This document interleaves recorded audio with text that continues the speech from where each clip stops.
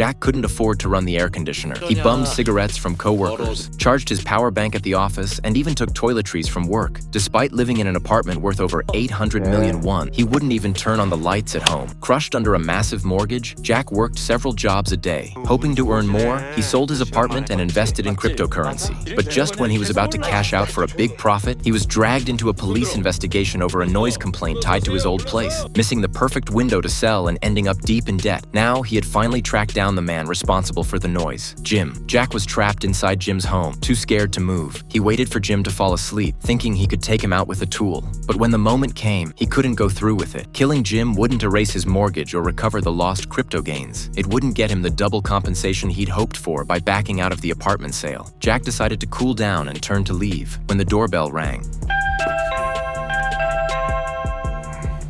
He quickly crawled under the bed to hide. From there, he saw the woman from the downstairs unit enter the apartment. She immediately began dismantling a noise amplifier. It turned out she too knew the real source of the noise, and both she and her husband were in on it with Jim. Jim had been monitoring everyone. He knew Jack had used his apartment deposit to invest in crypto. That's why he manipulated the couple into stirring up trouble. Getting Jack arrested meant blocking his chance to make money. That was the only way Jim's plan could move forward. But what he hadn't expected was that the woman's husband would be so clumsy, accidentally knocking himself out.